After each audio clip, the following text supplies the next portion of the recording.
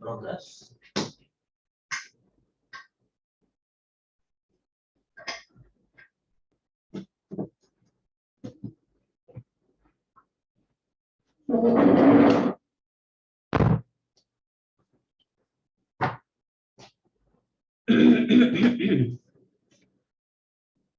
Yes.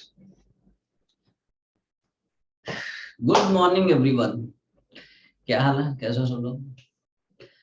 So this is waves for JEE Advance, lecture number 3. Pen and paper निकाल लें, notes बनाना शुरू करें, ठीक है? तो आज आखिरी लेक्चर है waves for JEE Advance का. कल से we shall be starting with fluids and elasticity level 2, right? कुछ सवाल बचे हैं, इनको फटाफट वाइंड अप करते हैं, right? तो इन द लास्ट लेक्चर हम लोग सवाल नंबर 12 तक उड़ा चुके हैं, राइट? सवाल नंबर 13 से उड़ाने की तैयारी क्या है?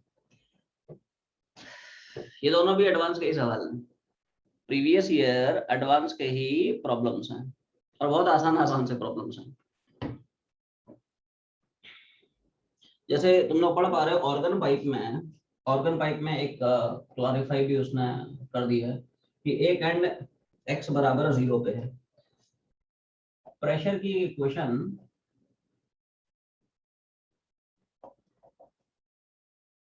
इस तरह से मान ले दे रखी है, ठीक है?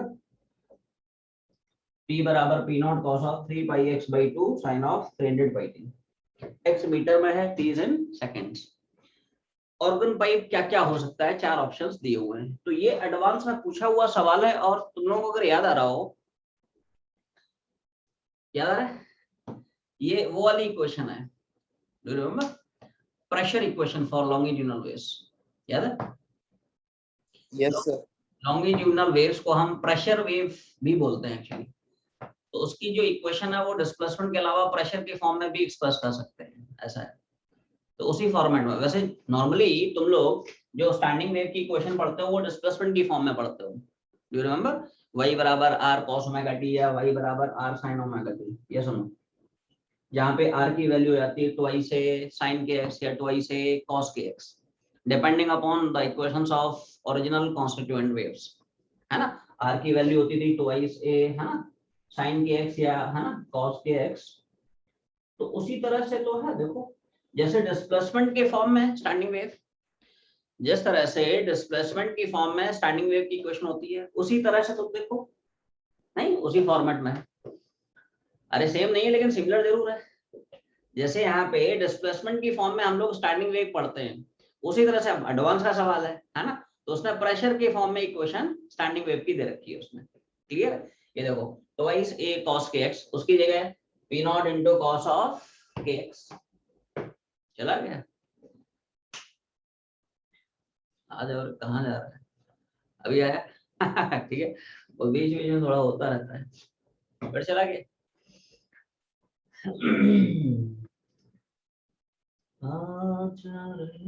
बोलो, आया क्या? आया तो है लेकिन मजा नहीं आया. ठीक है, और क्या कर रहा है? उसका आज पढ़ने का मन नहीं है, नहीं एडवांस पढ़ने का मूड नहीं हो रहा है, इसलिए ऐसे कर रहे हैं. क्या तो उमाकांत भी आ गया? तो हाँ, अभी ठीक है. नाउ एवरीवन सी दिस, जिस तरह से हम लोग स्टैंडिंग वेव की इक्वेशन पढ़ते हैं, ये स्टैंडिंग वेव की इक्वेशन होती है right in terms of displacement. उसी तरह से स्टैंडिंग वेव की इक्वेशन होती है इन टर्म्स ऑफ प्रेशर. जैसे यहाँ पे तुम किसी भी पार्टिकल का एम्पलीट्यूड लिखते हो, उसको हम बोलते हैं डिस्प्लेसमेंट एम्पलीट्यूड. आवाज नहीं आई? ये सुनो, पार्टिकल का जो एम्पलीट्यूड है इट इज डिस्प्लेसमेंट एम्पलीट्यूड.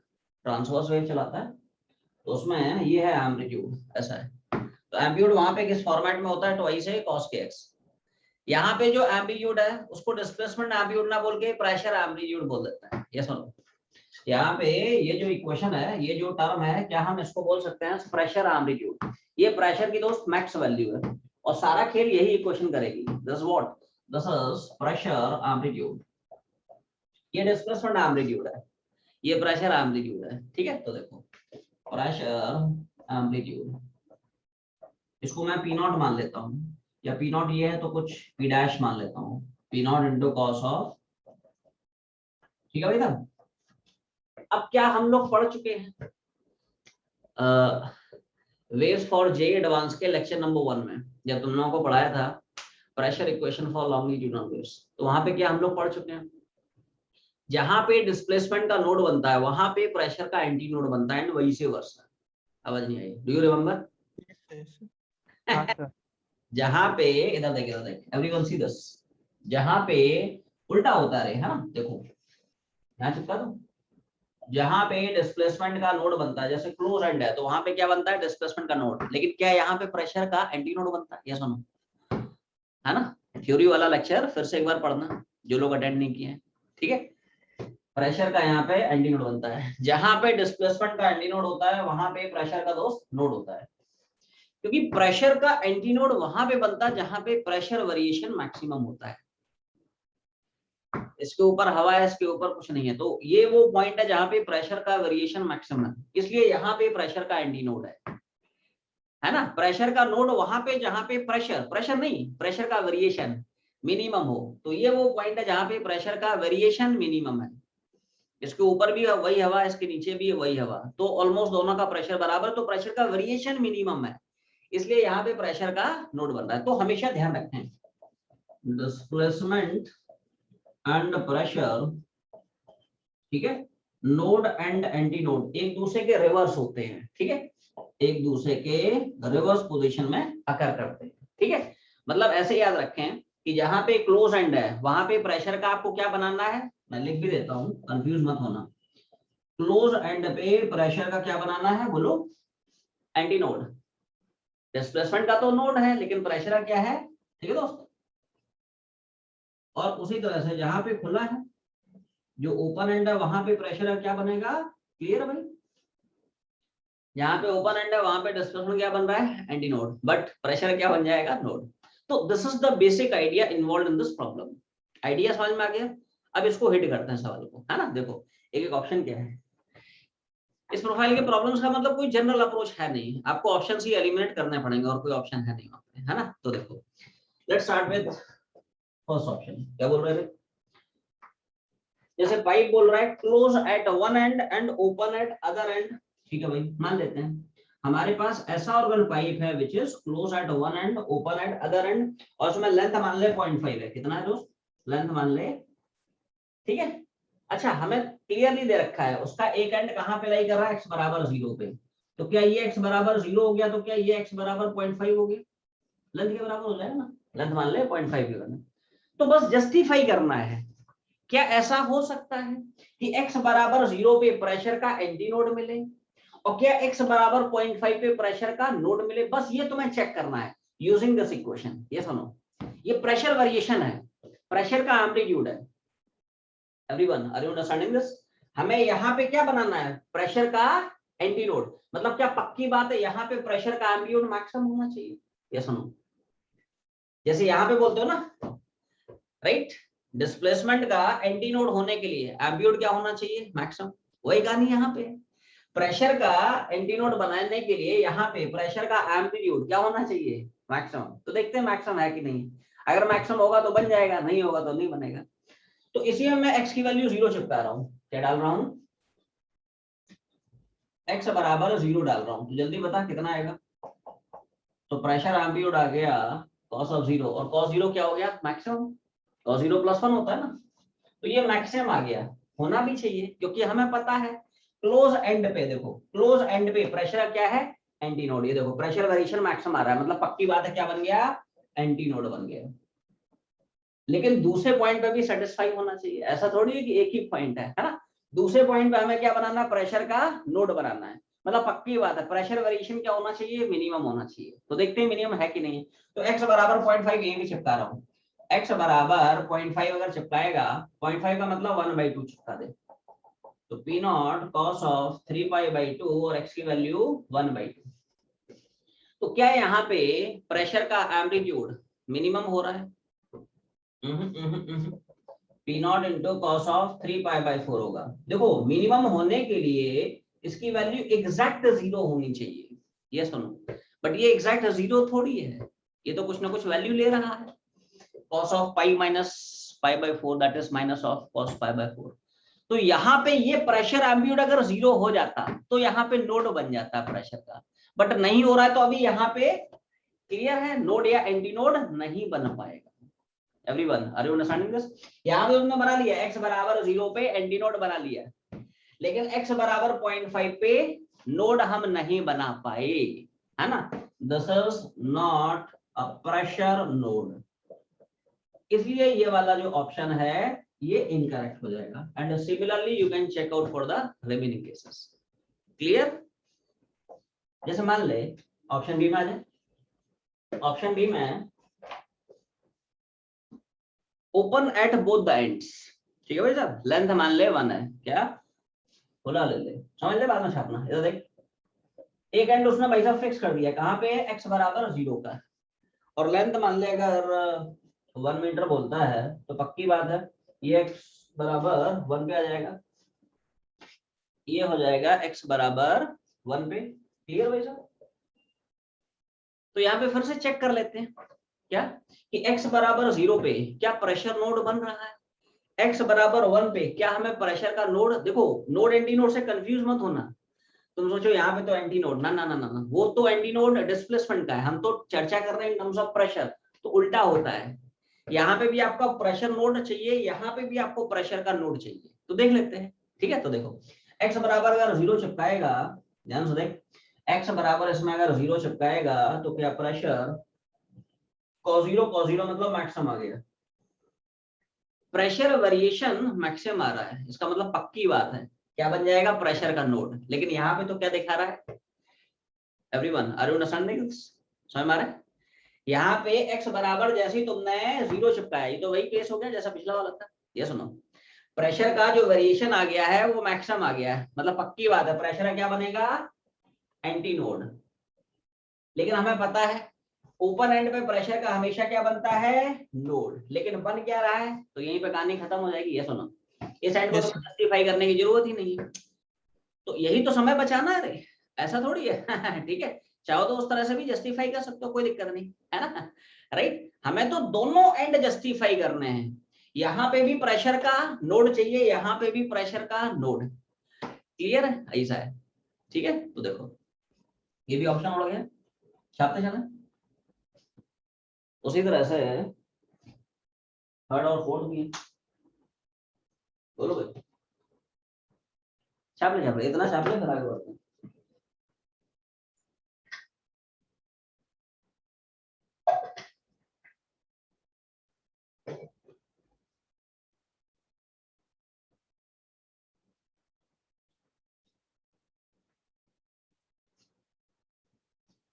कितना हो गया?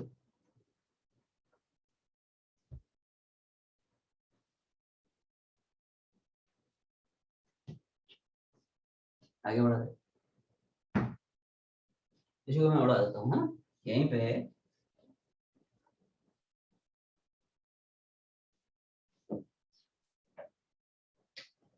तो उसमें अगला वाला जो अपना पार्ट है क्या है, close eight both the ends. अब उसने दोनों के दोनों जो एंड्स हैं वो क्लोज करा दिए, ये ले पूरा बंद कर दिया हमने, है ना। अच्छा, दिया हुआ है एक जो एंड है वो x बराबर 0 है, तो ऑब्वियस ही बात है दूसरा वाला एंड कहाँ पे हो जाएगा, x बराबर l पे, और लेंथ मान ले उसने दे रखा है कितना, ठीक है भाई, तो ऐसा है। तो चेक कर ले x बराबर 0 पे प्रेशर का नोड बन रहा है, एंटी नोड बन रहा है ना। तो देखो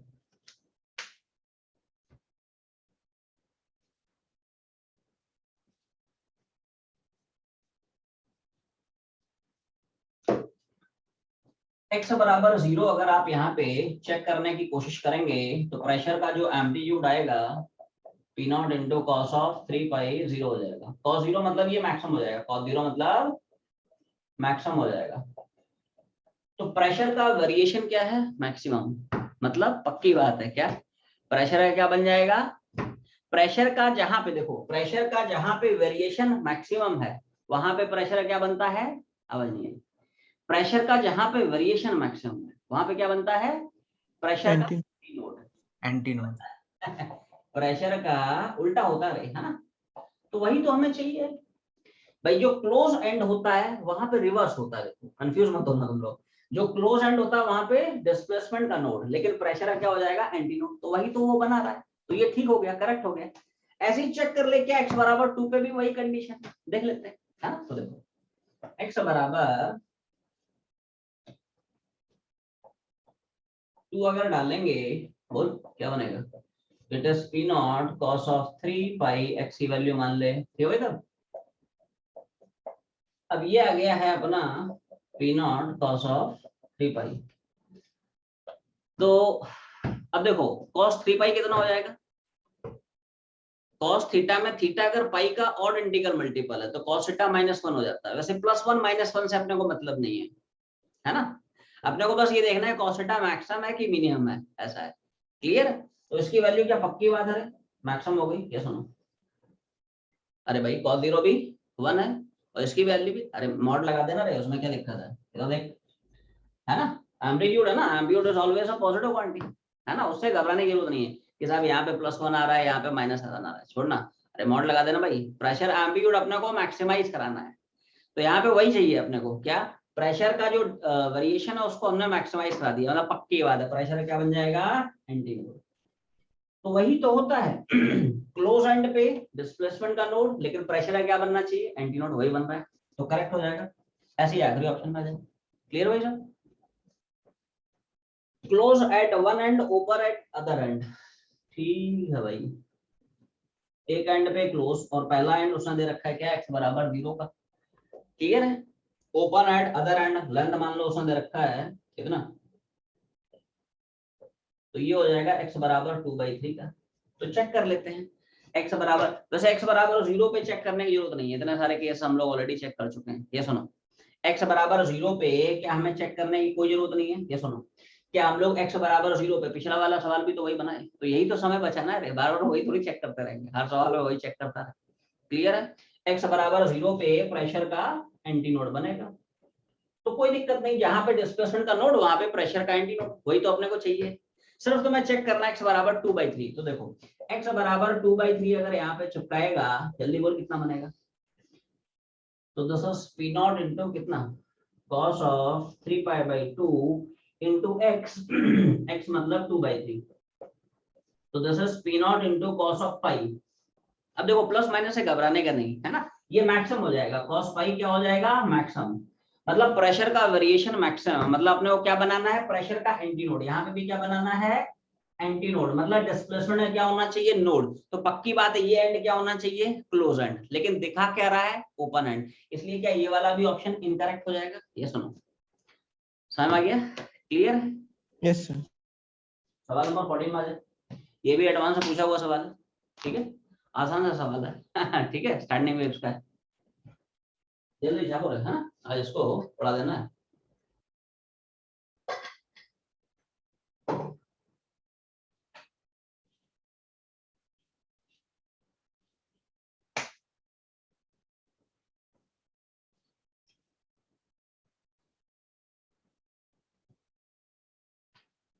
बोलो भाई, छाप लिए, आगे बढ़ो।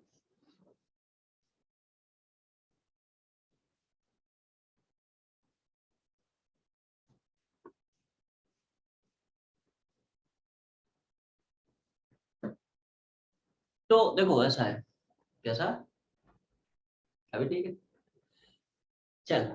तो बहुत अच्छे, वेरी गुड।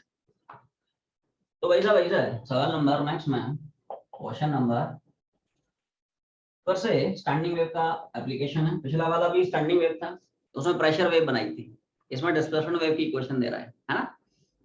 तो बहुत आसान सवाल है,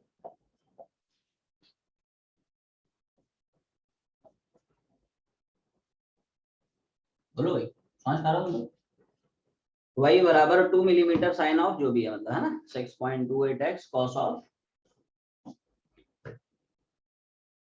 अब ये जो स्टैंडिंग वेव है ना, it is created by two identical waves, each of amplitude a moving in opposite directions in the string, ठीक है।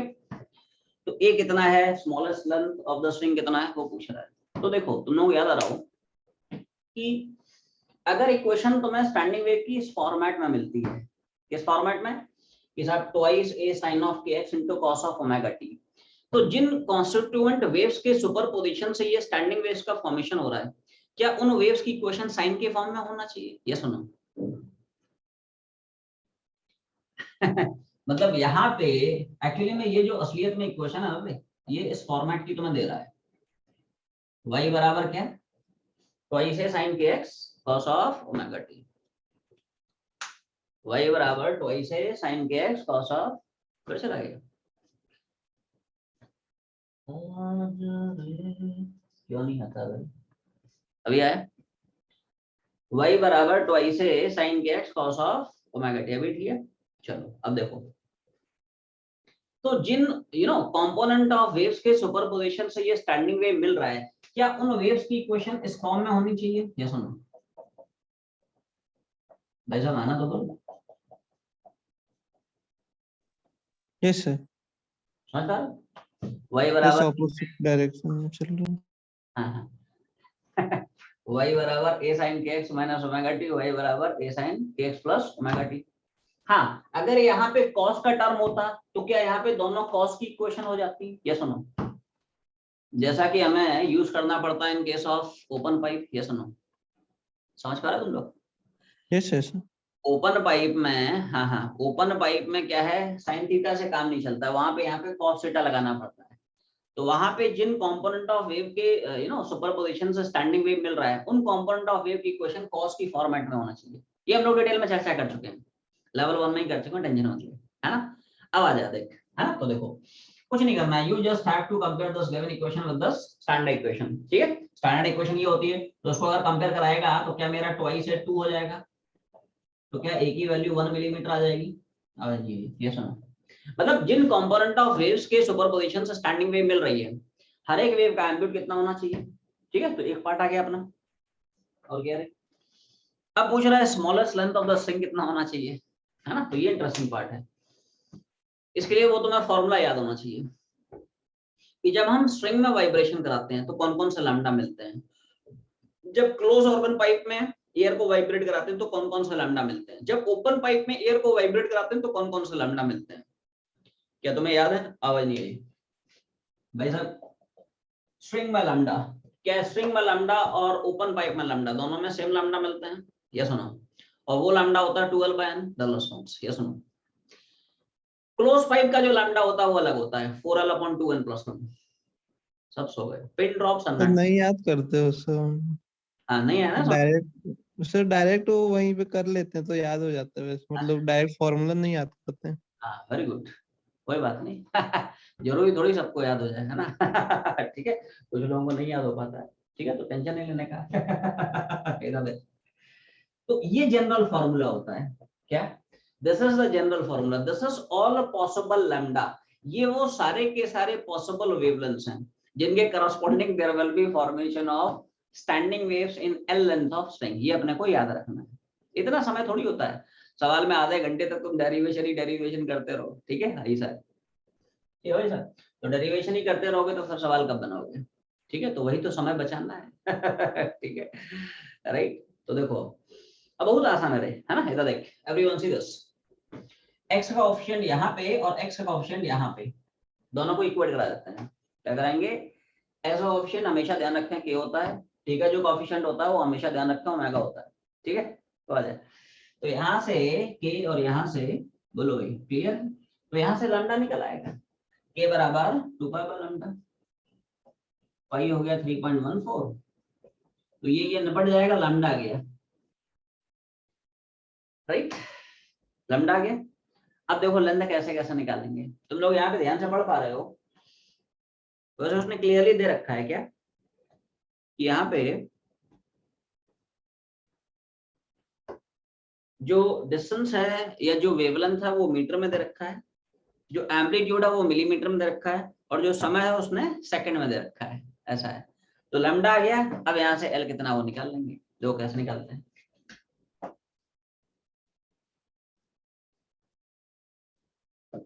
तो भाई साहब किसी की वैल्यू में घुमा रहा हूँ, लैम्डा बराबर 12/n, खैर अपने को एल चाहिए तो एल बराबर n × λ/2। ये सुनो, क्लियर भाई साहब?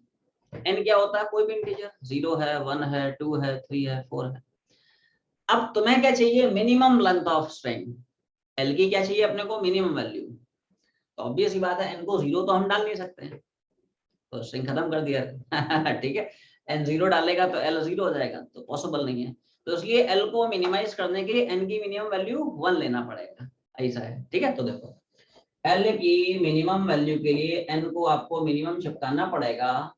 ऑल्दो n एक इंटीजर होता है, पर ध्यान रखें यहाँ पे n की मिनिमम वैल्यू 0 नहीं डाल सकते हैं, लेंथ खत्म हो जाएगी, आंसर 0 हो जाएगा और नंबर भी 0 हो जाएंगे। ठीक है भाई साहब? ऐसा है। ठीक है, तो देखो n की मिनिमम वैल्यू में 1 चिपका रहा हूँ, कितना? और लैम्डा तो खैर निकाल ही चुका है, लैम्डा कितना है? तो आंसर अपना आ जाएगा इट इज 0.5 मीटर, या लेंथ की मिनिमम वैल्यू होगी 50 सेंटीमीटर। कितनी? राइट, तो इसमें कौन कौन से अपने करेक्ट ऑप्शंस हो जाएंगे? Option B and option C correct. छापते चलो, सब्जेक्टिव्स पे अटैक करना शुरू करते हैं। ठीक है,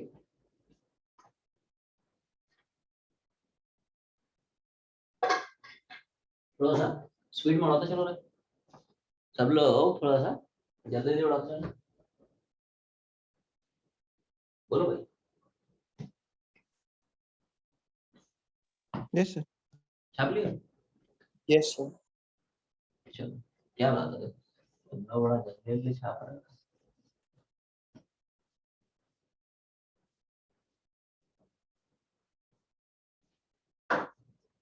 जी सर, तो सवाल नंबर 15 में आ जाए। सब्जेक्टिव्स का जो पहला सवाल है, तो उसमें वेव्स के अलावा जो कंसेप्ट्स यूज होने वाले हैं वो इलास्टिसिटी के हैं एंड थर्मोडायनेमिक्स के भी हैं, राइट, थर्मल एक्सपेंशन के। देखो क्या सवाल है, चलो ध्यान सुनो। सवाल नंबर नेक्स्ट बोलता है कि एक स्टील वायर है, ठीक है भाई, इसको क्लैंप कर दिया at its two ends, clamping कर दे रहा है टू एंड्स।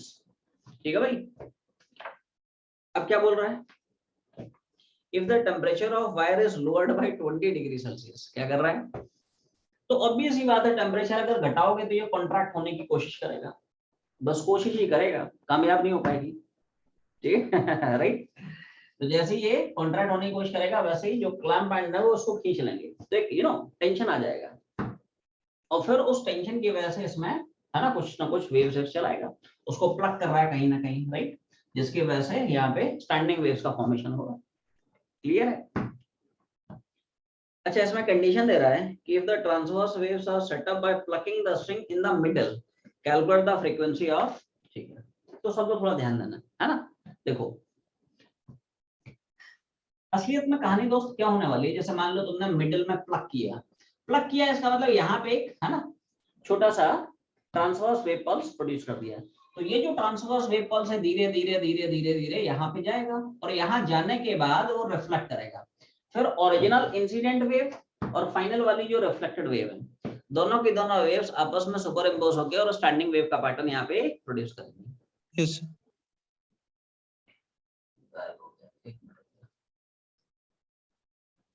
क्या होगा यहाँ पे? Original incident and final reflected, ये दोनों की दोनों वेव्स आपस में सुपर इम्पोज होकर स्टैंडिंग वेव पैटर्न प्रोड्यूस करेंगे। और वही कहानी इधर भी होगी, वही सिचुएशन। ठीक है भाई साहब, वही सिचुएशन इधर भी देखने को मिलेगी।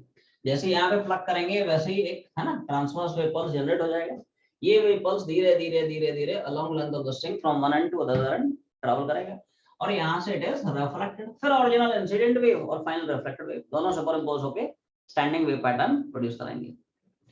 अच्छा, मिडल में प्लग किया है, तो इसका मतलब क्या सिचुएशन तुम्हें ऐसा देखने को मिलेगा, मतलब string will vibrate in a single loop. Middle में प्लग किया, देख जहां पे प्लग करते हो ना वहां पे बस एंटी नोड बन जाता है, ये फंडा है। जैसे यहाँ पे मान ले तुमने प्लग कर दिया ना, ऐसा है, तो वो एंटी नोड बन गया, ऐसा है। और हमें पता है कि भाई नोड और एंटी नोड ये हमेशा ऑल्टरनेट पोजीशंस पे आकर करते हैं। पूरी स्ट्रिंग का लेंथ L है, तो ये L/2 L/2 हो जाएगा। आसान भाषा में वो सिंगल लूप में वाइब्रेट कर रहा है। तो सिंगल लूप में जब वाइब्रेट करता है तो हमें पता ही है फंडामेंटल फ्रीक्वेंसी क्या होती है, बोलो भाई, इट इज v/2l। तो वो फॉर्मूला याद रखना है ना। एक लूप में वाइब्रेट कर रहा है तो v/2l, दो लूप में तो 2v/2l, डराई थोड़ी करने बैठेंगे सवाल ना। n नंबर ऑफ लूप में वाइब्रेट कर रहा है तो nv/2l, ऐसा है, क्लियर। तो वो याद रखना है ना। अच्छा यहाँ पे v क्या है, तो this is velocity of transverse wave along string which is √t/μ। अब पूछोगे सर ये t कहाँ से आएगा, तो t एक्चुअली में काम करेगा एज अ थर्मल फोर्स, मतलब जो थर्मल स्ट्रेस डेवलप होता है उसकी वजह से जो फोर्स आया है वही एक्चुअली में यहाँ पे काम करेगा एज अ टेंशन। तो हम लोग पढ़ चुके हैं इलास्टिसिटी में, कर चुके हैं थर्मल स्ट्रेस क्या होता है formula, it is y alpha delta t। तो यहाँ से ये जो थर्मल फोर्स है यही असलियत में काम करेगा एज टेंशन। भाई स्ट्रिंग पे आप जितना फोर्स लगाओगे उतना ही तो स्ट्रिंग में टेंशन जनरेट होगा, है ना। ये देख, ये स्ट्रिंग है, जितना आपने फोर्स लगाया उतना ही तो स्ट्रिंग आप पे फोर्स लगाएगा in the form of tension. ये सुनो, लॉ ऑफ एक्शन रिएक्शन, जितना तुमने स्ट्रिंग पे लगाया उतना ही स्ट्रिंग तुम्हारे ऊपर लगाएगा। एक्शन रिएक्शन का खेल है दोस्त, जैसा एक्शन वैसे रिएक्शन, जैसी पढ़ाई करोगे वैसे तो रिजल्ट आएगा समझा ना। न्यूटन साहब कह गए है ना, sir Isaac Newton, our late and great sir Newton, ठीक है। तो देखो ऐसा है, तो f की वैल्यू यहाँ पे ये चिपका दे y a alpha delta t, ठीक है बेटा। तो देखो चिपका रहा हूँ, तो न्यू बराबर अंडर रूट ऑफ, बोल क्या, y a alpha delta t, बोलो भाई हो जाएगा। और सारे पैरामीटर्स गिवन है, राइट, डिफरेंट डिफरेंट जो पैरामीटर्स हैं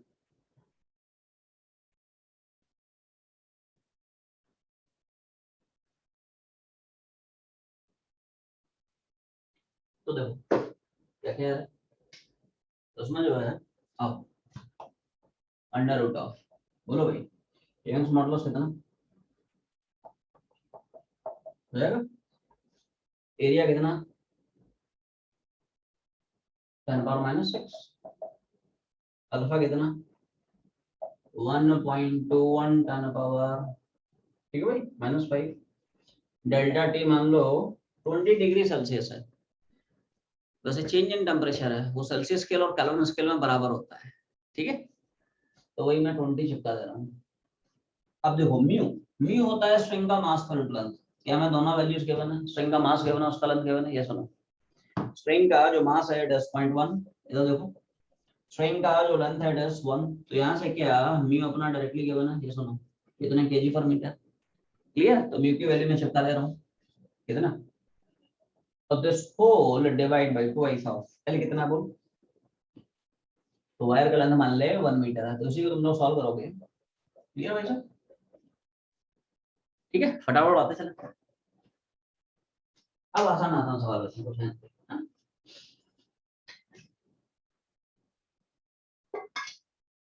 बोलो भाई कितना हो गया, यस अगला सवाल देखो क्या,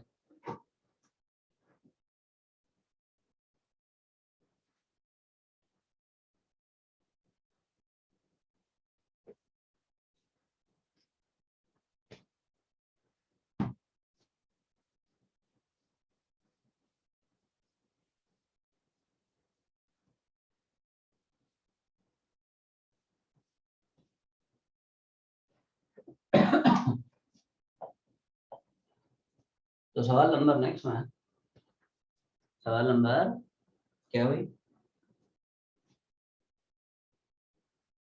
फिर से एक अपने को स्टैंडिंग वेव की इक्वेशन दे रखी है, y बराबर 5 sin cos ऑफ, ठीक है भाई साहब, ऐसा मान ले इक्वेशन अपने को क्वेश्चन दे रखा है, क्या पूछ रहा है what is the equation of incident and reflected wave.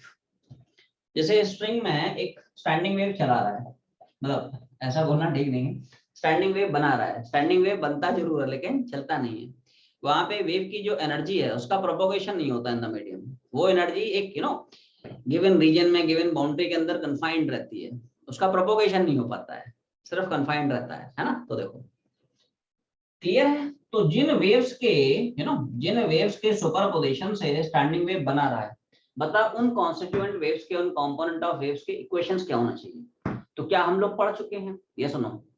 अगर तुम्हें इक्वेशन चाहिए होती in the form of twice sin kx cos of omega t, है ना, तो क्या हम लोग जो कंपोनेंट ऑफ वेव्स चलाते हैं उनके इक्वेशन साइन के फॉर्म में होते हैं, ये सुनो।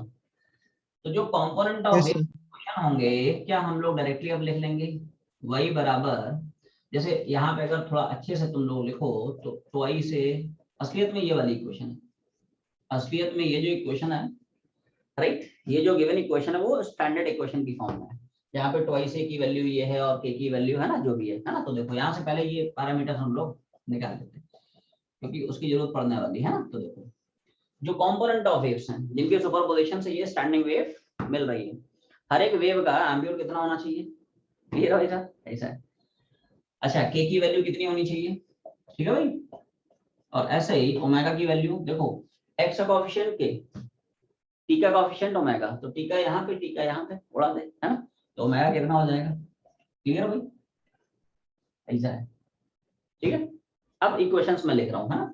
अब देखो फर्स्ट पार्ट के आंसर तुम्हारे ये होंगे। एक वेव होगी ए साइन के एक्स माइनस ओमेगा टी, के एक्स माइनस ओमेगा टी भी लिख सकते हो, ओमेगा टी माइनस के एक्स लिख सकते हो, कोई दिक्कत नहीं, ठीक है।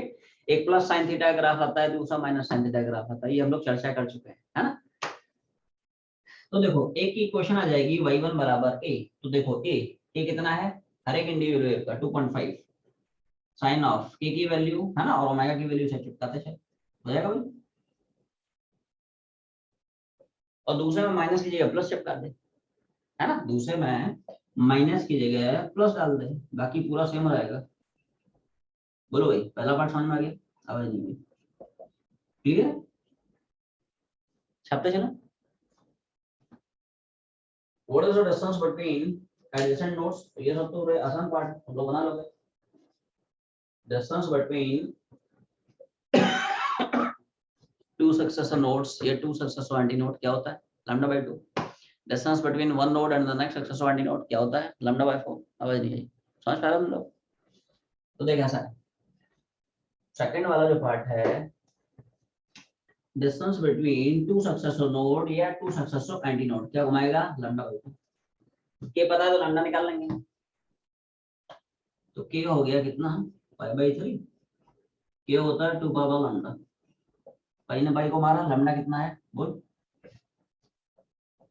लैम्डा आगे। अब लैम्डा की वैल्यू यहाँ पे चिपका दे, है ना, तो distance between two nodes, two anti nodes कितना निकल आएगा, क्लियर। और यहाँ पे तुम लोग देख पा रहे हो ये सेंटी में गिवन है, किसमें गिवन है, दिस इज इन सेंटी, तो ठीक है भाई, सेंटी में है तो सेंटी में आ जाएगा, उसमें क्या दिक्कत है, क्लियर भाई।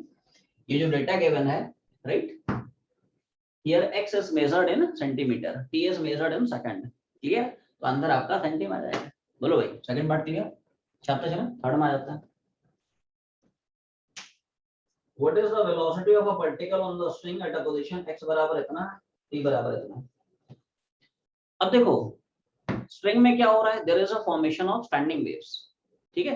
अब बहुत सारे लोग सोचेंगे कि स्टैंडिंग वेव में तो वेव चलता नहीं है, तो वेलोसिटी जीरो होनी चाहिए, वेव वेलोसिटी जीरो होती है, पार्टिकुलर वेलोसिटी थोड़ी जीरो होती है। Dull yes sir. सवाल पढ़, वेव वेलोसिटी थोड़ी पूछ रहा है they are asking particular velocity, तो पार्टिकल तो दोस्त वाइब्रेट करते हैं। हाँ, जो नोड वाले पार्टिकल्स हैं, they are permanently fixed particle, they do not vibrate at all. Everyone are you understanding this. जैसे मान ले मैं बोलता हूँ साहब वेव का स्नैपशॉट ये है, इसका मतलब क्या होता है, इसका मतलब ये हुआ इस टाइम पे जैसे मैंने फोटो खींची खचाक, ठीक है, वेव के साथ मैंने एक सेल्फी मारी खचाक कुचुक, समझा ना।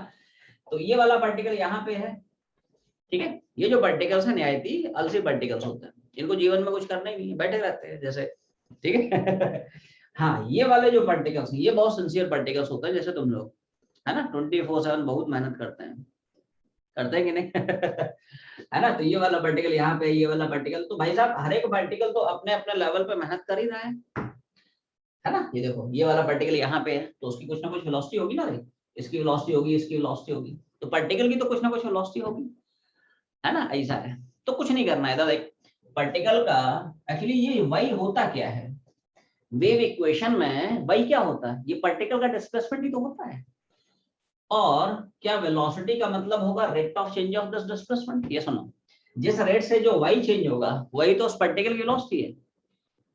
तो all you have to do is just differentiate this function with respect to time, keeping x as a constant, because for a given particle x की वैल्यू कांस्टेंट रहेगी। डेल स्टोन्स, यस नो? तुम्हें कुछ नहीं करना है, इधर देख, पार्टिकल की वेलोसिटी निकालना है, मतलब y को t के रेस्पेक्ट में डिफरेंशिएट करना है। भाई साहब, एक गिवन पार्टिकल के लिए उसका जो x कोऑर्डिनेट है वो तो कांस्टेंट ही रहेगा। तो देखो डिफरेंशिएट करा रहा हूं यूजिंग चेन रूल, सब लोग थोड़ा दिमाग लगाएं। बोलो भाई, समझ पा रहे हो मतलब?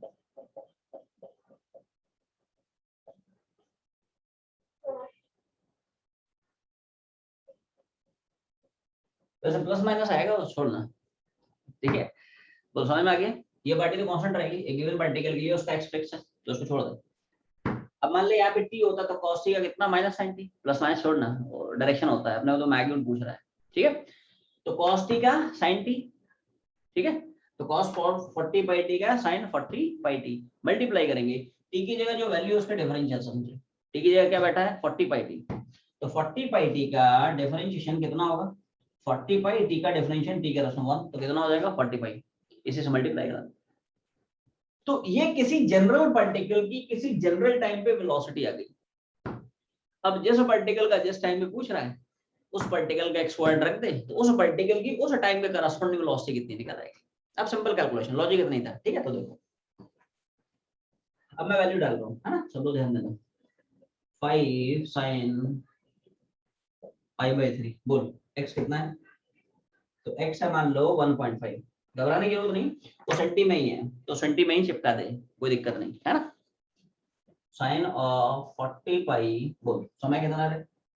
समय है 9/8, बस यहीं से एक्चुअली सवाल की बच जाएगी बारी, ठीक है भाई? और इनटू 40 पाई, तुम लोग सर वो सब इतना फैक्टर पे कंसंट्रेट करो। क्या ये फैक्टर तुम्हें, क्या ये फैक्टर, इसकी वैल्यू आ गई साइन ऑफ 45 पाई, ये सुनो। और साइन हम लोग पता है पाई के चाहे इवन इंटीग्रल मल्टीपल्स हो, चाहे साइन में पाई ऑड इंटीग्रल मल्टीपल्स हो, क्या हमेशा वो जीरो होता है? Sine 0, sine pi, yes sir. Pi sine 3 पाई, साइन 45 पाई, तो ये सारा कार्यक्रम दोस्त जीरो हो जाएगा, है ना? साइन 0, साइन पाई, 2 पाई, 3 पाई, एन पाई सब जीरो हो जाएगा। तो ये जीरो इंटू कुछ भी करेगा, ठीक है बेटा? तो उस पार्टिकल की, ऐसा नहीं कि हर एक पार्टिकल की जीरो होगी, ना ना ना ना, वो तो उस पर्टिकुलर पार्टिकल की उस पर्टिकुलर टाइम पे जीरो है ना? ऐसा है, ऐसा नहीं कि हर एक पार्टिकल पे जीरो, हर एक पार्टिकल डिफरेंट डिफरेंट पार्टिकल की डिफरेंट डिफरेंट टाइम पे जो वेलोसिटी है वो डिफरेंट डिफरेंट होगी। क्लियर? फटाफट आते चलो। सवाल नंबर 17, ये एडवांस में पूछा हुआ सवाल है। सवाल नंबर जो 17 है, प्रेशर एम्पलीट्यूड का एप्लीकेशन है, ठीक है? अच्छा सवाल है, ध्यान से पढ़ो।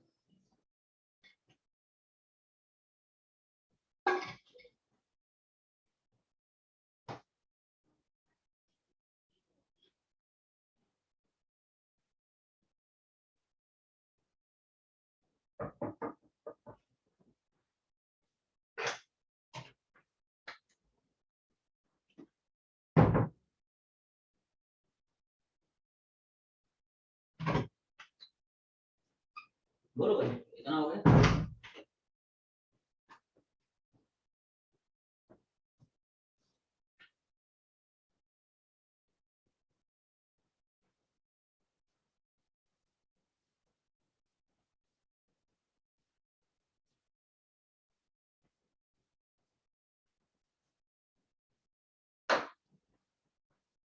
तो सवाल नंबर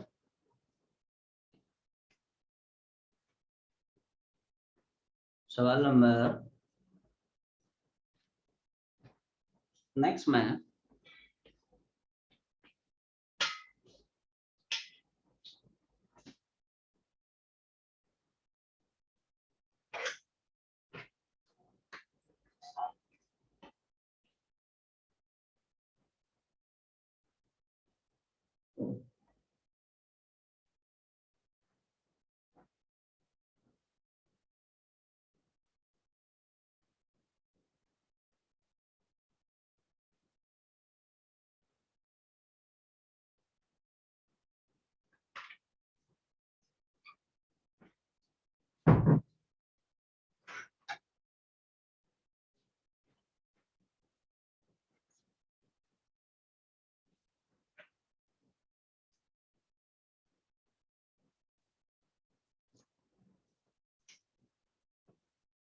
तो सवाल नंबर 17 में क्या बोल रहा भाई?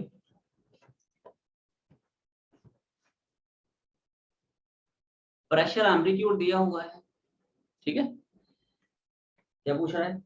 डेंसिटी गिवन है, right, speed of sound given है, पूछ रहा है बता इंटेंसिटी क्या है। तो there is a relation in between intensity of wave and pressure amplitude।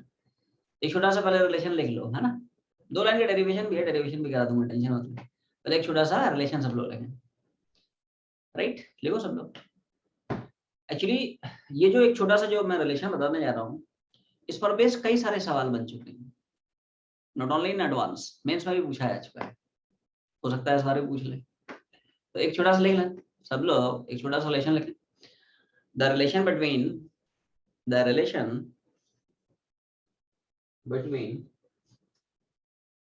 intensity of sound and pressure amplitudes, intensity of sound and pressure amplitudes, ऐसा लिख ले ये टर्म्स हैं, क्या क्या टर्म्स क्या क्या डिनोट कर रहे हैं, बस इसी फॉर्मूला पर बेस है ये वाला सवाल। पहले टर्म्स के लिए, है ना, फॉर्मूला प्रूफ भी करा दूंगा कैसे कैसे आ रहा है, 2 लाइन पहले, है ना। I, intensity of sound wave, I is intensity of sound wave, P, pressure amplitude,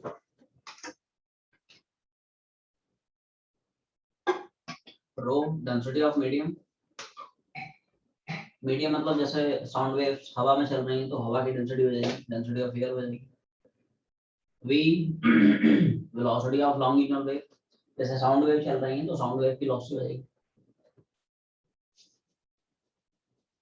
V is velocity of longitudinal waves। Clear भाई? तो देखो ऐसा है, ठीक है, I intensity, P pressure amplitude, pressure amplitude का do you remember the formula? Pressure amplitude का एक छोटा सा तुम लोगों को फॉर्मूला बताया था कि इसको भी डिराइव करेगा रे इसको भी डिराइव करेगा फॉर्मूला वैसा याद रखना है, ए बी के क्या होता है, ए बी के, यस इसका वैसा बहुत लंबा चौड़ा डेरिवेशन है, इसको थोड़ी डिराइव करने बैठेंगे। तो प्रेशर वेव की जो इक्वेशन है तुम लोगों को अगर याद आ रहा हो कुछ इस तरह की हम लोग लिखे थे, ए बी के कॉस ऑफ, अब ये सुनो, इसमें ये जो टर्म होता है इसी को बोलता है प्रेशर एम्पलीट्यूड क्या बोलता है? Pressure amplitude. इसको पी डैश मान लेता हूँ, ठीक है, क्योंकि इसको मैंने पी मान लिया, प्रेशर एम्पलीट्यूड। क्लियर?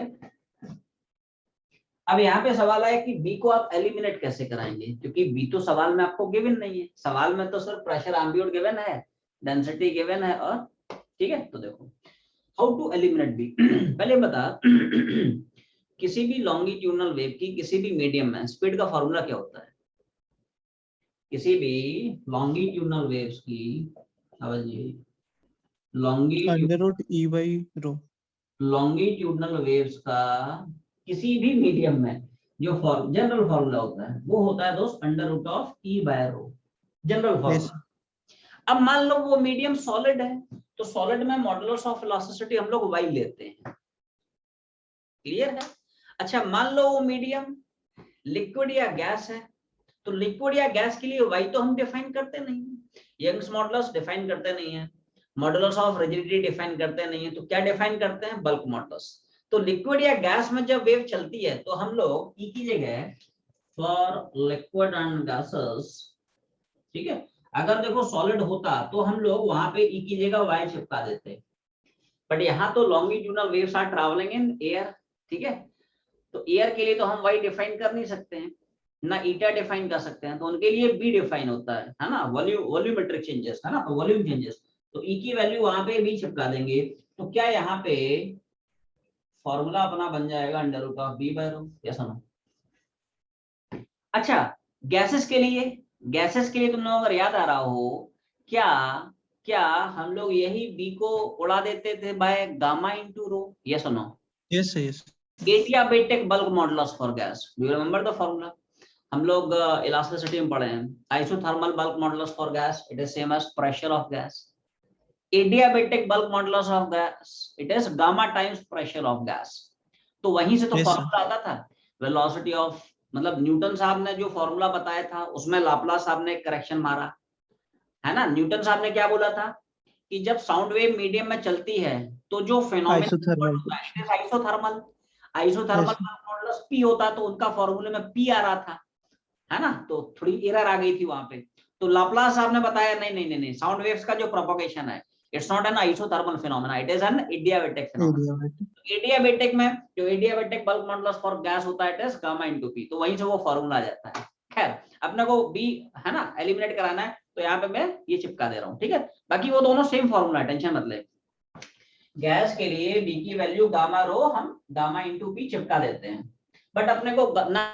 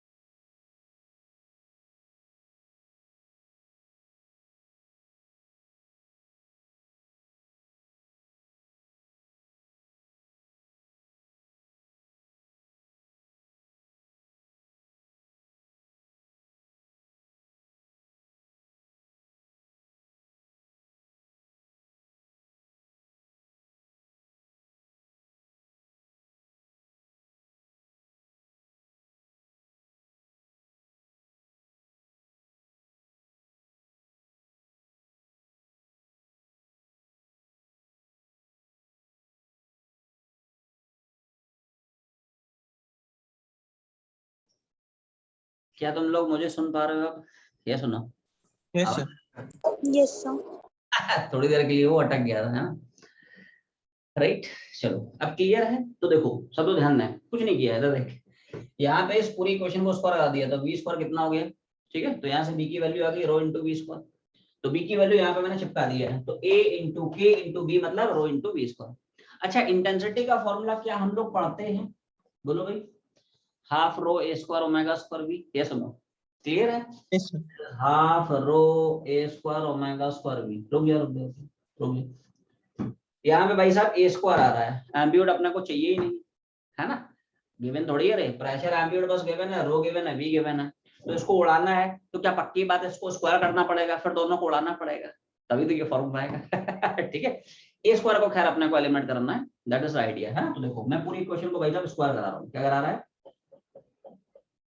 तो ये पावर 4 हो जाएगा, ये सुनो ए स्क्वायर के स्क्वायर रो स्क्वायर और जो भी है, ठीक है, दोनों को उड़ा रहा हूँ, इधर देख रूट 2/1 एलजीएस एलजीएस उड़ाएगा, ये आएगा आरएचएस आरएचएस उड़ाएगा। बोलो भाई साहब यहाँ तक क्लियर है, 2 लाइन कह रहे कुछ है नहीं, बस आने वाला है, बस समझो आ ही गया। ए स्क्वायर ने ए स्क्वायर को मारा, एक रो रो उड़ गया, एक वी उड़ गया, तो क्या finally we are left with half, इसको क्या मैं ओमेगा बाय के का होल स्क्वायर लिख सकता हूँ, ये सुनो ओमेगा बाय के का होल स्क्वायर, ठीक है। तो Yes, sir.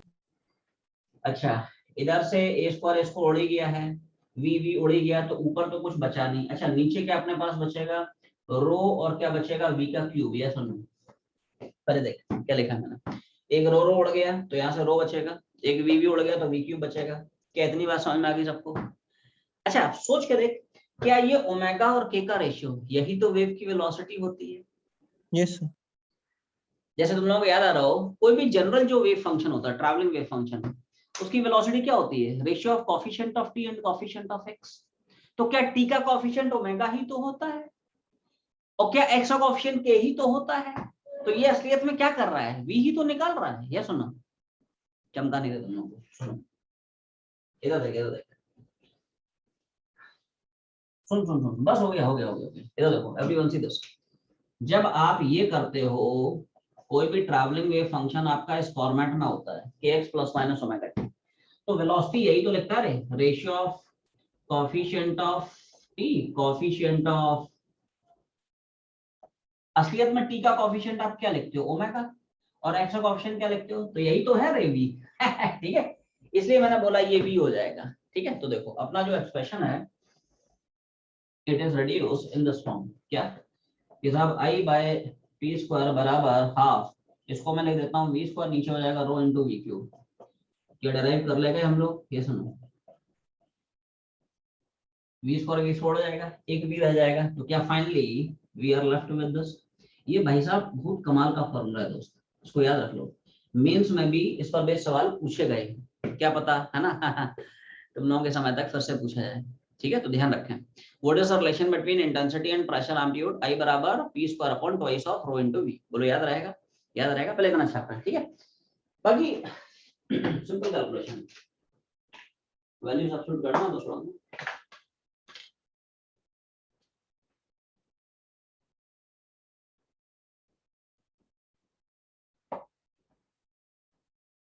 जल्दी जुड़ाओ, है ना, थोड़ा स्पीड में करें।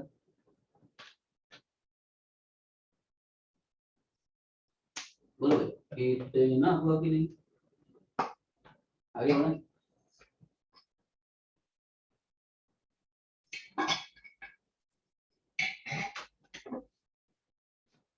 यस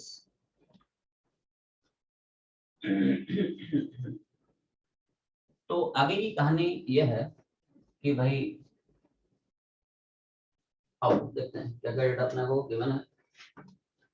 तो जब हमें पता चल गया कि इंटेंसिटी होती है प्रेशर एम्पलीट्यूड का square upon twice of rho into, तो देखो प्रेशर एम्पलीट्यूड कितना हो गया, 28 का स्क्वायर। ठीक है, जिस मीडियम में जा रही है, अब लॉन्गिट्यूडनल वेव है, कहाँ जा रही है, एयर में, एयर का डेंसिटी कितना, तो अपने को दे रखा है, राइट। वी क्या है, velocity of longitudinal wave, sound wave चल रही है, तो velocity of sound wave in air कितना है, 332, कितना है, हो जाएगा भाई, तो बताएगा थोड़ा सा यूनिट ऑफ इंटेंसिटी, समझ नहीं आई, वॉट पर मीटर स्क्वायर, मीटर स्क्वायर। वाट पर मीटर स्क्वायर। जैसा इंटेंसिटी असलियत में होता है क्या, एनर्जी पर unit area per unit time, energy पर यूनिट टाइम ये पावर हो जाता है, पावर मतलब वॉट, और एरिया मतलब है ना मीटर स्क्वायर, तो यूनिट आ जाएगा वाट पर मीटर स्क्वायर। जल्दी जोड़ा, सवाल नंबर 18 देखो सब लोग, सवाल नंबर नेक्स्ट है क्या, आसान सवाल।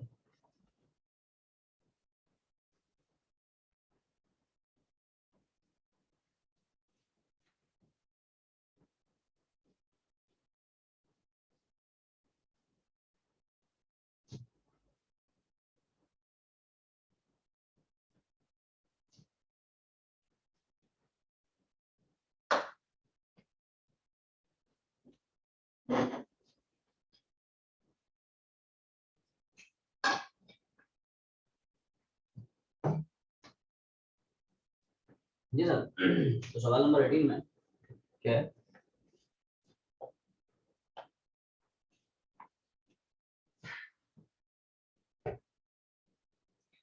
दो आइडेंटिकल स्पीकर्स हैं, ठीक है, स्पीकर मतलब समझ ना, साउंड निकल रहा है, साउंड के सोर्सेस हैं बेसिकली, ठीक है,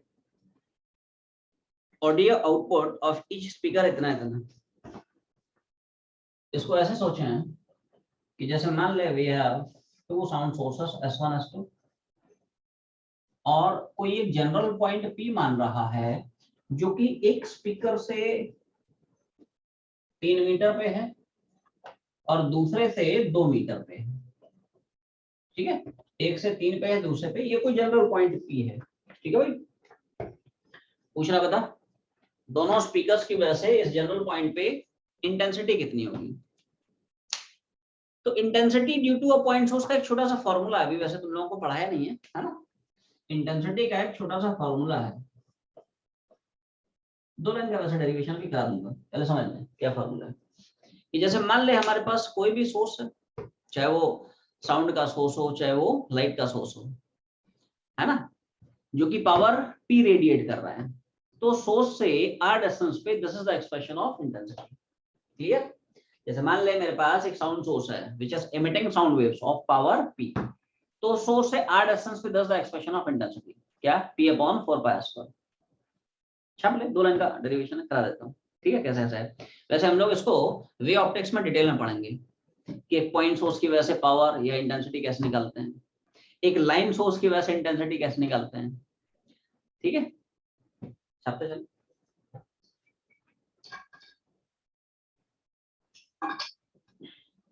वैसे तुम लोगों को याद आ रहा हो इसको हम लोग यूज कर चुके हैं, डू यू रिमेंबर? कहाँ पे? 11th में कहीं ना कहीं यूज किया है, दिमाग लगा थोड़ा सा। 11th में हम लोग कहीं ना कहीं तो यूज किए हैं। सोच पा रहे हो कहाँ पे? कोई बताएगा?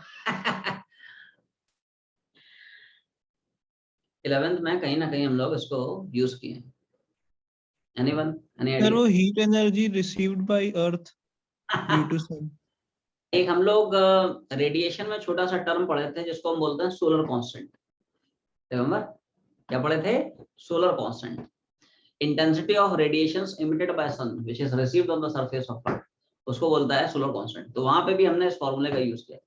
तुमने पन्ने पलटना रे, है ना, नोट्स के पन्ने पलटना, देखना अगर समय मिले तुम्हारे बिजी शेड्यूल से ठीक है, तो देखना, बहुत बढ़िया से सुंदर सुंदर डेरिवेशन कराया है ठीक है। खैर अभी उसकी जरूरत है तो मैं 2 लाइन मोड़ा देता हूँ। देख एवरीवन सी दिस, जैसे मान लो मेरे पास आप एक पॉइंट सोर्स है जो कि साउंड एमिट कर रहा है जिसका पावर मान ले P है, ठीक है ना। यहां से मान लो तुम्हें R डिस्टेंस पे इंटेंसिटी निकालनी है, ठीक है भाई, इस ये पॉइंट पे इंटेंसिटी निकालनी है। तो इंटेंसिटी हम लोग पढ़ते क्या हो? इंटेंसिटी हम लोग पढ़ते क्या है बोलो? इंटेंसिटी का मतलब it is energy transferred per unit area per unit time. Energy transferred per unit area per unit time. इसमें क्या energy transferred per unit time, यही हो जाएगी power. The rate at which energy is transferred that is called as power transferred, ठीक है। तो E/T मतलब ये पावर हो जाएगा और डिवाइड बाय A। देखो A हम यहाँ पे वो एरिया कंसीडर करते हैं to which energy is received uniformly, और वो एरिया क्या एक स्फीयर का एरिया आएगा फॉर अ पॉइंट सोर्स। जैसे मान लो ये एक पॉइंट सोर्स है, ठीक है, ये मान ले एक पॉइंट सोर्स है, बूम बूम करके, है ना राइट, स्पीकर है मान ले, है ना, साउंड वेव निकाल रहा है।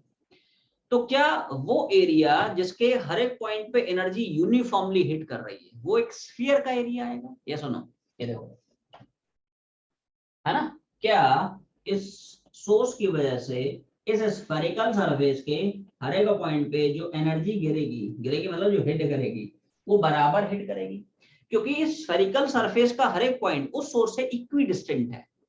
जितना इस पॉइंट का है ना सोर्स से डिस्टेंस उतना ही है ना, इस पॉइंट का उतना ही हर एक पॉइंट का, क्लियर है। तो यहाँ पे ए हम वो एरिया पकड़ते हैं जिस एरिया के हर एक पॉइंट पे एनर्जी यूनिफॉर्मली डिस्ट्रीब्यूट होती है, तो वो एरिया यहाँ पे एक स्फीयर का एरिया आएगा। तो यहाँ पे ए का मतलब क्या? स्फीयर का एरिया, दैट इज 4πr²। तो ये छोटा सा डेरिवेशन, टेंशन मतलब इसको हम लोग वे ऑफ टेक्स्ट में डिटेल में कर लेंगे, अभी यूज है तो समझने ऐसे होता है, ठीक है। वैसे पन्ने पलट कर देखना, हम लोग सोलर कांस्टेंट में भी इसका यूज किए थे ठीक है। ये पावर था, ये 4πr² था। पावर की वैल्यू हमने वो वाला फॉर्मूला घुमाया था सोलर कांस्टेंट में, कौन सा? Stefan's law, sigma E/8T⁴, do you remember? ऐसा है, ठीक है। चल, तो खैर अब सब लोग थोड़ा ध्यान दें। जब ये बात दोस्त क्लियर हो गई कि अगर आपको किसी भी पॉइंट सोर्स से R डिस्टेंस पे इंटेंसिटी निकालना है, डायरेक्टली ये फॉर्मूला घुमाएं, तो हम लोग फर्स्ट पार्ट से शुरू करते हैं। तो देखो, जैसे मान लो S1 से 2 मीटर पे इंटेंसिटी निकालना है तो चिपका दे। देखो अब मैं वैल्यू डाल रहा हूँ, सब लोग थोड़ा ध्यान दें। तो S1 की वजह से इंटेंसिटी में I1 मान ले रहा हूँ, ठीक है ना। अच्छा, तो मैं पावर गिवन है 1 मिलीवॉट, मिली मतलब 10⁻³ हम लोग प्रॉपर एमकेएस में है ना काम कर रहे हैं। 4 पाई R मान ले 2 है, ठीक है भाई साहब, वॉट पर मीटर स्क्वायर। ऐसे ही दूसरे वाले का चिपका रहा हूँ, इधर देख 10⁻³ बाकी सब रहेगा, सिर्फ R ही तो चेंज होगा। ये सोर्स है बस पॉइंट डिस्टेंस 3 चिपका दे, बाकी तो वही है, ठीक है भाई। कितना है वॉट पर मीटर स्क्वायर, छापते चला डी पार्ट पाते हैं, जल्दी करो बोलो भाई कितना होगा और क्या? ये I1 I2 हो गया। अब बी पार्ट में ऐसा, if the speakers are driven coherently and in phase, what is the total intensity at P? अब ये सुपरपोजिशन करा रहा है ये हमने दोस्त इंडिविजुअल वेव्स की वजह से जो इंडिविजुअल सोर्सेस की वजह से जो इंडिविजुअल वेव्स यहाँ पे पहुंच रही हैं उनकी इंटेंसिटी निकाली कि ये जो वेव आएगी, ये वेव जब पी पे पहुंचेगी तो उसकी इंटेंसिटी क्या होगी, यहां से जो वेव आएगी ये जब पी पे पहुंचेगी तो उसकी इंटेंसिटी क्या होगी। अब इन दोनों वेव्स का सुपरपोजिशन करा रहा है, तो यहाँ पे क्या इंटरफेरेंस होगा, और इंटरफेरेंस में क्या हम लोग resultant intensity of resultant wave का ये फॉर्मूला पढ़े, I1 I2 2 root I1 I2 cos delta phi double small. yes sir, ये वाला घुमाना पड़ेगा, ठीक है भाई साहब, ऐसा है। और हमें दिया हुआ है दोनों के दोनों सेम फेज में जा रहे हैं, मतलब क्या पक्की बात है यहाँ पे इंटरफेरेंस कंस्ट्रक्ट हो रहा होगा, ये सुनो, तभी तो फेज डिफरेंस 0 है। Do you remember phase difference for constructive interference 2n पाई होता है ना, पाथ डिफरेंस n लैम्डा होता है, ये सुनो। yes sir, तो में 2n पाई प्लस पाई या 2n पाई माइनस पाई हो जाता है फेज डिफरेंस, और पाथ डिफरेंस हो जाता है 2n प्लस 1 लैम्डा बाई 2 या 2n माइनस 1 लैम्डा बाई 2, तो वही तो है ना। यहाँ पे दिया हुआ है कि दोनों के दोनों सेम फेज में पहुंच रहे हैं, दोनों का फेज सेम है लेकिन फेज डिफरेंस वो 0 है। सिंस दोनों का फेज सेम है तो फेज डिफरेंस 0 हो जाएगा, मतलब both the waves they interfere constructively at this point P, ये कहानी है। कंस्ट्रक्टिव इंटरफेरेंस हो रहा है, क्या हो रहा है दोस्त, कंस्ट्रक्टिव इंटरफेरेंस हो रहा है। बोलो भाई, बाकी सिंपल कैलकुलेशन है, निकाल ही लोगे तुम लोग, है ना, वैल्यू चिपकानी हो जाएगा। I1 I2 2 रूट ये cos 0 चिपका देना नीचे से, हो जाएगा, ये सब है ना कैलकुलेटिव है, बस थोड़ा देख लेना। I1 की वैल्यू है ना हो जाएगा, I2 की वैल्यू यहाँ से निकाल के यहाँ रख लेना, तो इंटेंसिटी कितनी है प्रॉपर यूनिट में निकल आएगा। थर्ड पार्ट में आ जाए। अच्छा सर ये फेज जो डिफरेंस 0 है वो इनिशियली है ना? हाँ हाँ बिल्कुल बिल्कुल, एक्चुअली फेज डिफरेंस हम तब देखते हैं जहां पे वेव्स इंटरफियर करते हैं, ऐसा है, जहां पे दोनों को दोनों वेव्स मीडियम में पहुंचते हैं वहां पे हम देखते हैं, ऐसा है। तो दोनों के पाथ में डिफरेंस आ गया है, दोनों के yes sir, पाथ में डिफरेंस आ गया है जिसकी वजह से फेज का डिफरेंस आ गया है, ऐसा है, क्लियर। ऑप्शन सी में आ जाए, if they are driven coherently but out of phase by 180 degree, right, तो दोनों के फेज में डिफरेंस 180 डिग्री छाप दे, राइट। तो देखो डेल्टा फाई अगर 180 डिग्री होगा तो क्या पक्की बात है यहाँ पे डिस्ट्रक्टिव इंटरफेरेंस हो रहा होगा, ये सुनो, yes sir, डेल्टा फाई की वैल्यू 180 डिग्री में दिया हुआ है, अरे भाई रेडियन में कन्वर्ट कर लो, उसमें क्या है 2n पाई प्लस पाई होता है ना, तो n0 डाल दे तो पाई तो आएगा, ऐसा है। तो देखो यहाँ पे पक्की बात है क्या डिस्ट्रक्टिव इंटरफेरेंस हो रहा होगा,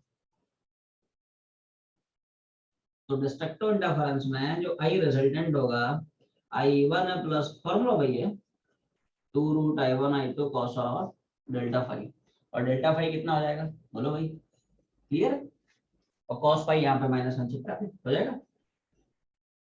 yes sir, अब सिंपल कैलकुलेशन है, cos 180 माइनस 1 हो जाएगा, I1 कितना है I2 कितना है यहाँ चिपका दे, तो I रिजल्टेंट कितना हो निकल आएगा, क्लियर। डी पार्ट में आ जाए, क्या भाई, if the speakers are incoherent मतलब फेज डिफरेंस π/2 हो जाता है, इनकोहेरेंट मतलब इसको याद रख लें, एक बार ऐसा तुम्हें लैंग्वेज सुनने को मिल जाएगा, है ना, कि मान ले स्पीकर्स कैसे हैं इनकोहेरेंट मतलब फेज डिफरेंसेस π/2, इनकोहेरेंट मतलब फेज डिफरेंस कितना π/2, तो यहाँ से रिजल्टेंट इंटेंसिटी कितना होने निकल आएगा, ठीक है। तो देखो क्या I1 plus I2 plus twice root I1 into I2 into cos 90, तो cos 90 मतलब ये पूरा टर्म आउट हो जाएगा, और रिजल्टेंट कितना है हो जाएगा भाई, सिंपल कैलकुलेशन, I1 कितना है I2 कितना है यहाँ चिपका देना, क्लियर, रिजल्टेंट इंटेंसिटी कितना है वो निकल आएगा।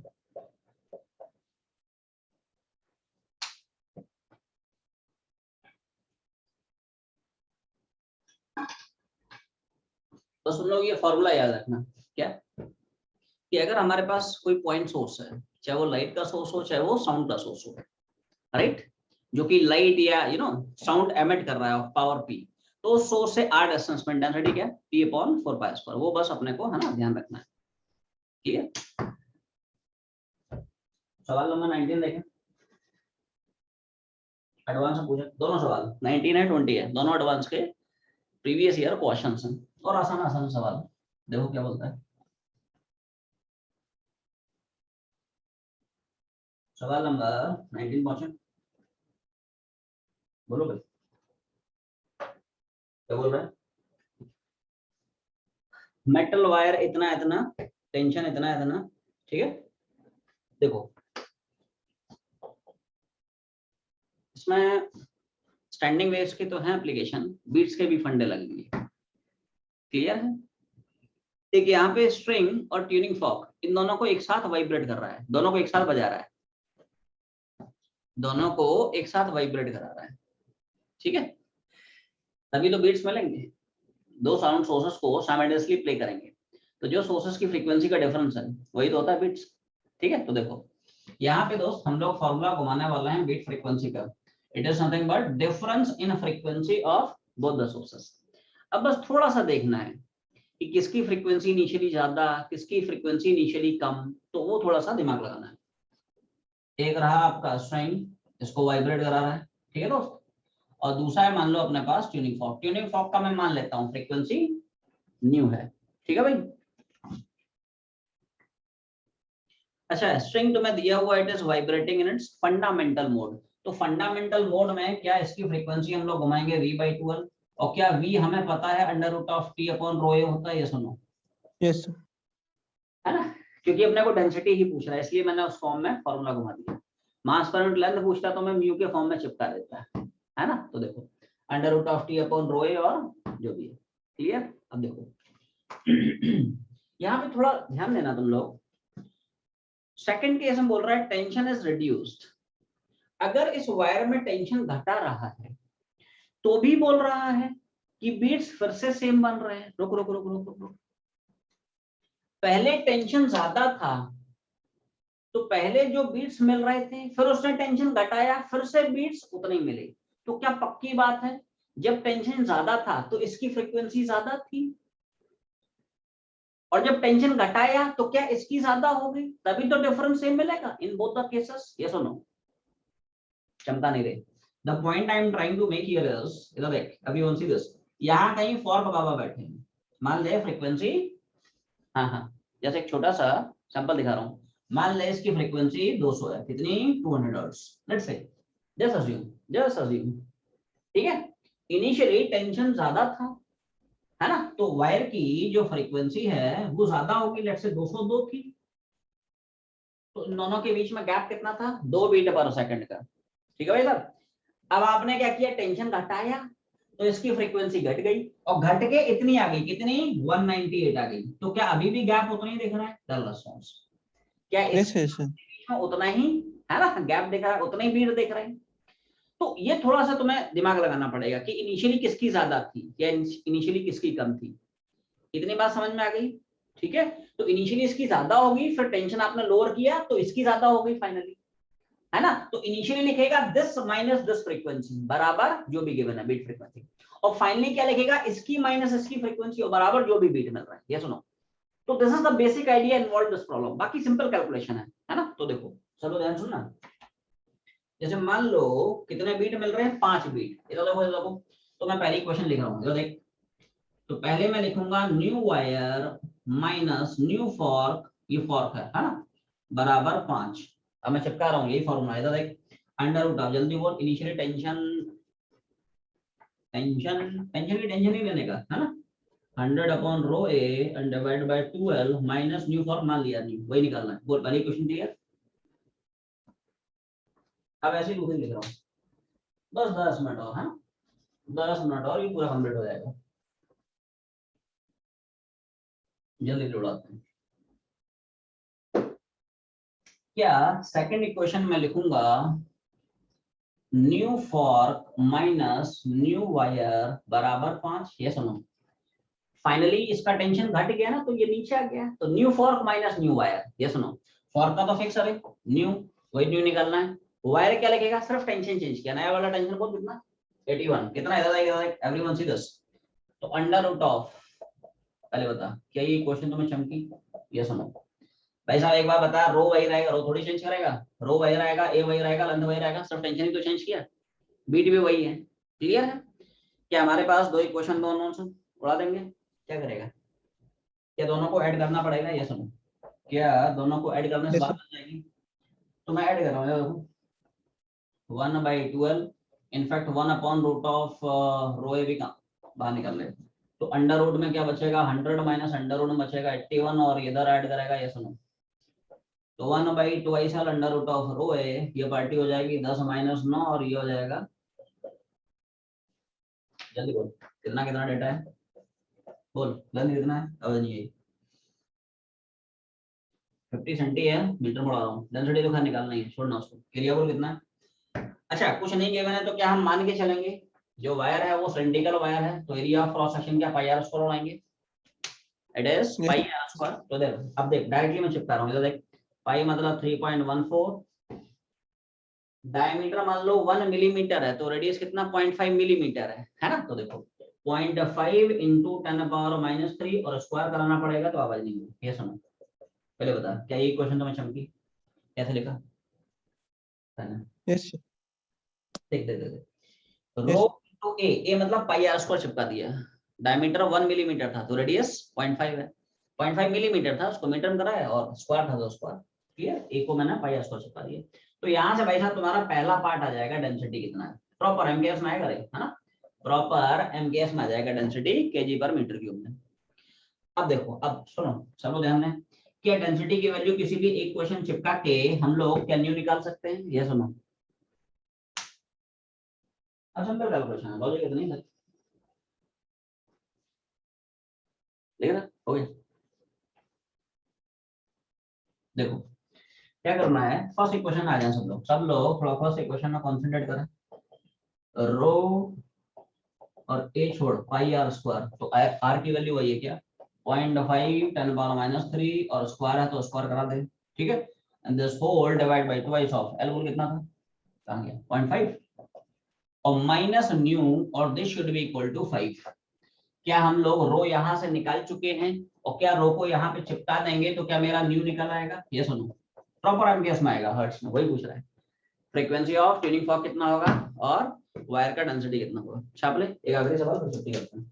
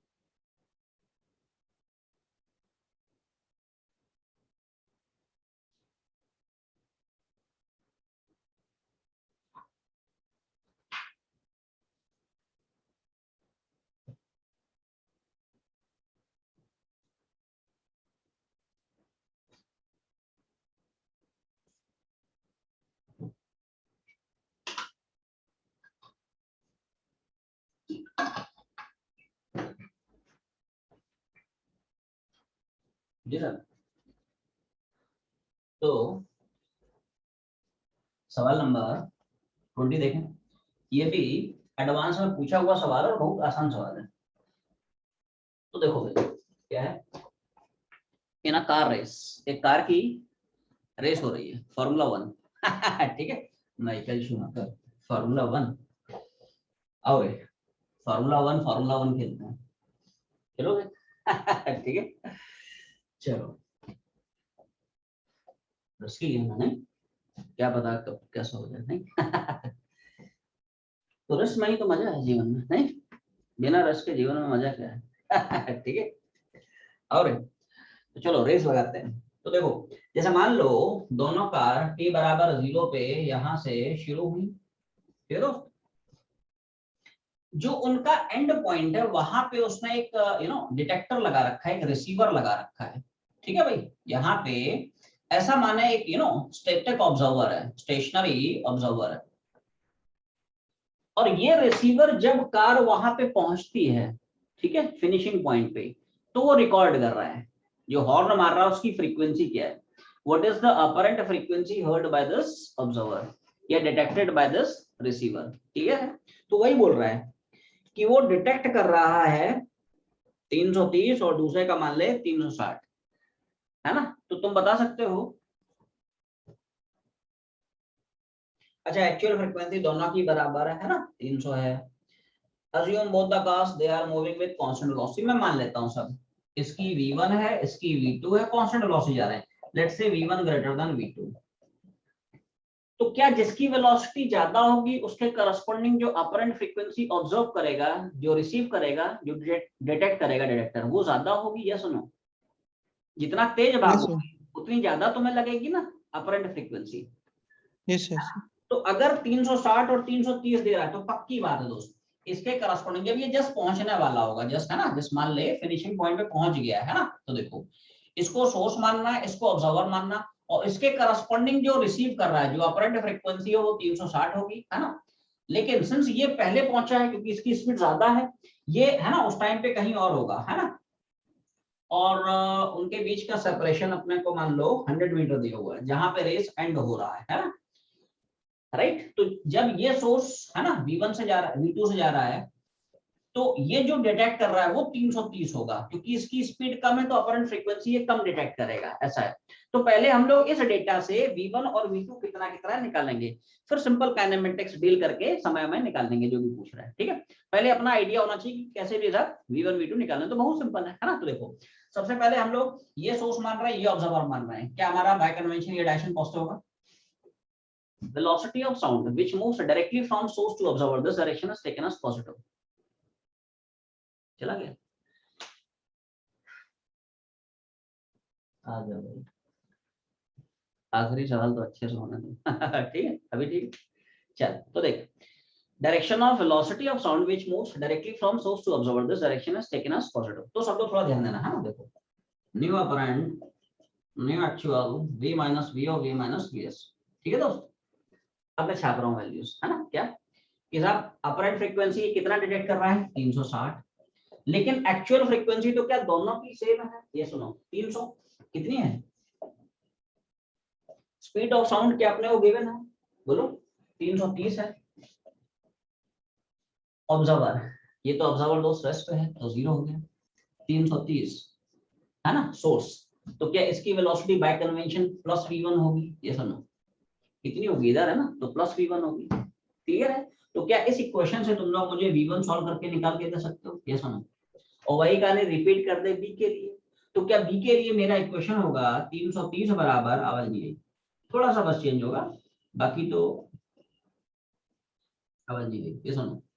क्या ये बात तुम्हें समझ में आ गई। ये देख, ये सोर्स है, ये observer by convention, direction of velocity of sound which moves directly from source to observer, this taken as positive, ठीक है।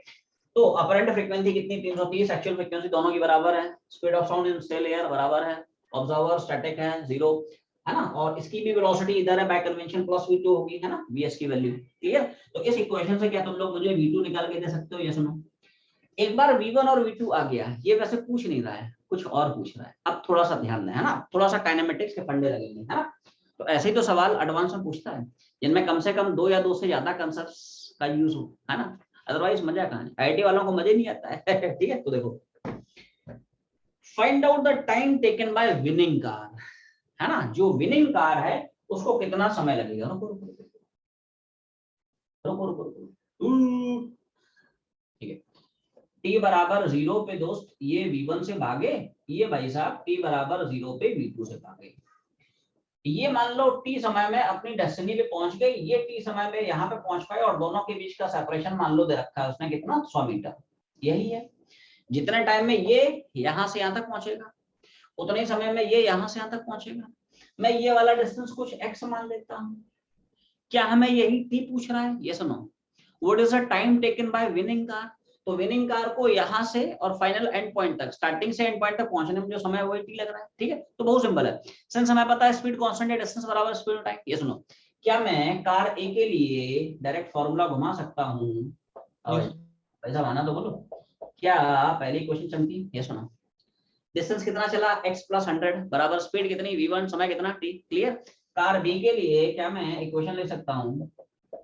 पैसा आना तो बोलो। कार b सिर्फ यहां से यहां तक गई, कितना डिस्टेंस चला? Distance is x। कितना कांस्टेंट स्पीड से गई? v2। क्या इसको भी समय तो दोनों के लिए बराबर जाएगा, है ना? अब ये मान ले 100 से जा रहा है, ये भाई साहब 80 से जा रहा है, तो ऑब्वियस ही बात है उतना टाइम में पूरा थोड़ी पहुंच पाएगा, है ना, पीछे रह जाएगा। तो डिस्टेंस कितना? x, स्पीड कितना? v2, समय कितना? टाइम तो दोनों के लिए बराबर, जितना टाइम में ये यहां से तक उतने टाइम में ये यहां से तक।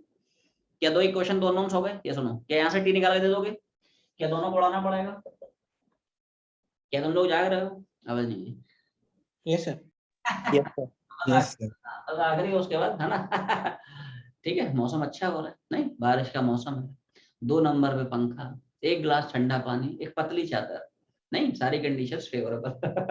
उसके बाद पढ़ाई करना बैठना। ठीक है। इधर देख, ये सब देख के पढ़ाई कौन करता है?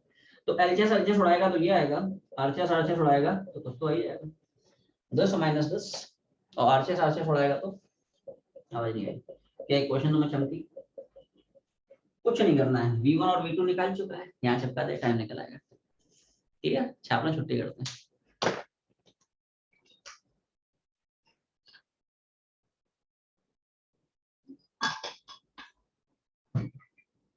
जी सर, चल रहा है, हो गया।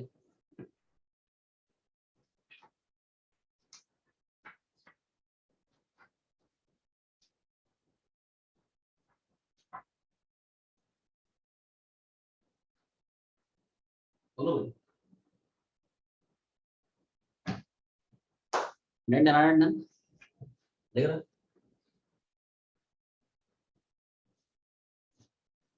हाँ हाँ बिल्कुल बिल्कुल बिल्कुल बिल्कुल, हाँ हाँ सेम टाइम है ना। तो यहाँ पे जो है वेव्स का जेई एडवांस लेवल कंप्लीट होता है, राइट। और कल से we shall be starting with fluid mechanics JEE advance level, right. तो नेक्स्ट क्लास से शुरू करेंगे, same time same venue same teacher.